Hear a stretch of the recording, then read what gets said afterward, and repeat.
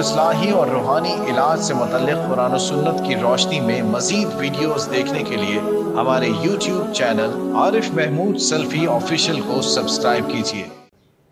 نحمدہ ونصلی علی رسولہ الکریم، اما بعد، اعوذ باللہ من الشیطان الرجیم، من حمزہ ونفخہ ونفثہ۔ یہ خاتون کا سوال ہے کہ میں اکثر خواب دیکھتی ہوں کہ خواب کے اندر میں پیپر حل کر رہی ہوں لیکن میں پیپر حل نہیں کر پاتی، یا میں گھر سے پڑھنے کے لیے کالج کے لیے نکلتی ہوں لیکن میں رستہ بھول جاتی ہوں اور کالج پہنچ نہیں پاتی۔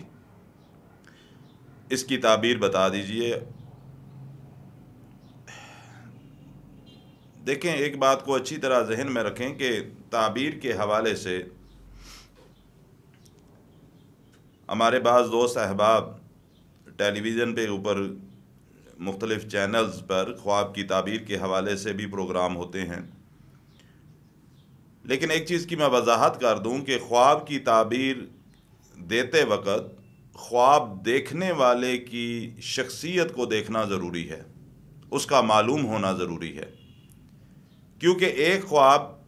اگر نمازی آدمی دیکھتا ہے اس کی تعبیر کچھ اور ہوگی، اگر سیم وہی خواب ایک بے نمازی آدمی دیکھتا ہے تو بعض اوقات اس کی تعبیر اور ہوتی ہے۔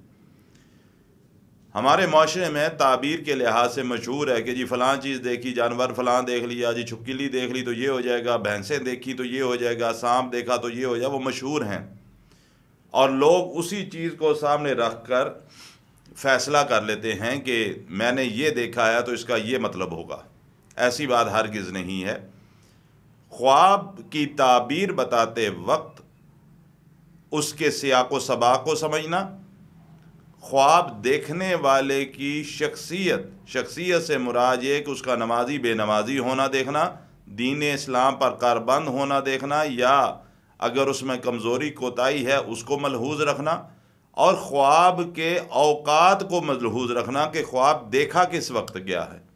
ان ساری چیزوں کو ملحوظ رکھتے ہوئے ہمیشہ خواب کی تعبیر دی جاتی ہے۔ جو خواب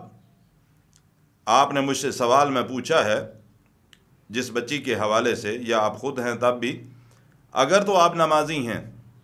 آپ نماز 5 وقت کی ادا کرتے ہیں اور حد الوسع دین اسلام پر عمل کرتے ہوئے زندگی بسر کرتی ہیں، تو اس کا حل یہ ہے، اور پہلی بات تو اس کی تعبیر میں بتا دوں، پھر اس کی تعبیر یہ ہوگی کہ آپ پر کوئی ایسا عمل ہوا ہے کہ جس کی وجہ سے آپ کی ترقی کے سارے رستوں کو بند کیا گیا ہے، آپ پر کوئی ایسا جادو کیا گیا ہے، آپ پر کوئی ایسا عمل ہے، کوئی ایسا جادو ہے، اور جادو انسانی بھی ہو سکتا ہے، شیاطین کی طرف، جنات کی طرف سے بھی ہو سکتا ہے۔ جادو دونوں طریقوں سے ہو سکتا ہے۔ بعض اوقات جنات کے اندر بہت بڑے بڑے جادوگر ہیں، بعض اوقات جنات کسی پر جادو کرتے ہیں، اور بعض اوقات انسان جو ہے وہ جادوگر ہوتا ہے، وہ جادو کرتا ہے۔ لیکن اس بات کا تعین جو ہے وہ کرتے وقت مریض کا پاس ہونا، کسی بھی معالج کے پاس ہونا ضروری ہے کہ وہ دم کر کے اس بات کا تعین کرے کہ اس مریضہ پر ہونے والا جادو انسانی ہے یا جناتی۔ لیکن جو بات آپ نے پوچھی اس حوالے سے میں اس کی وضاحت کر دوں کہ بہرحال یہ جادو ہی کی ایک قسم ہے جو آپ کو خواب میں اس طرح نظر آ رہی ہے، اور اس کی تعبیر یہ ہے کہ یہ خواب دیکھنے والی بچی جو ہے اس پر جادو کیا گیا اور اس کی ترقی کے سارے رستے بند۔ اب ضروری نہیں ہے کہ صرف پڑھائی سے متعلقہ، اگر یہ طالبہ ہے تو صرف پڑھائی سے متعلقہ، ایسی بات ہرگز نہیں، بلکہ اس سے مراد یہ ہے کہ اس کی ترقی کا کوئی بھی راستہ، اگر وہ طالبہ ہے تو اس کی پڑھائی کے رستے بند، اگر وہ کسی جگہ جاب کر رہی ہے تو اس کی جاب کے حوالے سے مسائل، اگر عام زندگی کے اندر وہ اپنی زندگی گزار رہی ہے تو اس کی ازدواجی زندگی کے حوالے سے رکاوٹیں اور مسائل کا اس کو سامنا کرنا پڑے گا۔ بہرحال اس بچی کو چاہیے کہ کسی بھی قرآن و سنت کے مطابق علاج کرنے والے راقی سے اپنا مستقل علاج کروائے، اور جب تک اس کے پاس علاج کے نہیں جا سکتی، ایک تو نماز کی پابندی، دوسرا صبح اور شام کے اذکار کی پابندی، جو مسنون اذکار احادیث کے اندر موجود ہیں اور مختلف کتابیں مل جاتی ہیں. حصن المسلم کے نام سے کتاب ہے، اس کے اندر سارے اذکار موجود ہیں، پیارے رسول کی پیاری دعائیں ہیں، اس کے اندر اذکار موجود ہیں. صبح شام کے وہ اپنے اذکار کرے اور روزانہ عشاء کی نماز کے بعد اپنے بستر پر بیٹھ کر قرآن حکیم کی آخری دونوں صورتیں سورۃ فلق اور سورہ ناس 71 دفعہ پڑھے. اور اس کو پڑھنے کا طریقہ یہ کرے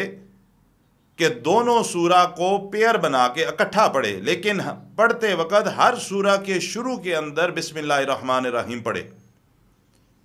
71 دفعہ پڑھنے کے دوران کوئی ضروری بات ہو تو کسی سے کر سکتی ہے، لیکن زیادہ باتیں جو ہیں ان سے اجتناب کیا جائے. پوری توجہ کے ساتھ اتنی آواز کے اندر تلاوت کرے کہ اس کو خود اپنی آواز سنائی دے. یہ کرنے کے بعد پانی اپنے پاس رکھے، اس پانی پہ دم کرے. پوری 71 دفعہ فلق و ناس پڑھنے کے بعد اس میں پانی میں دم کرے، اور دم کرنے کے بعد آدھا پانی وہ خود پیے اور آدھے پانی کے ساتھ اپنا چہرہ جو ہے اس کو اچھی طرح دھوئے. یہ روزانہ کرنا شروع کرے. اللہ تعالیٰ کی رحمت سے انشاءاللہ تعالیٰ اس کے اوپر جو اثرات ہیں اس میں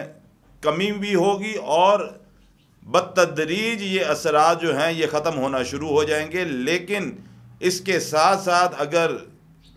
کوئی کتاب و سنت کے مطابق علاج کرنے والا ہے تو اس سے علاج بھی کروائے. اللہ تعالیٰ اس بچی کو شفا عطا فرمائے.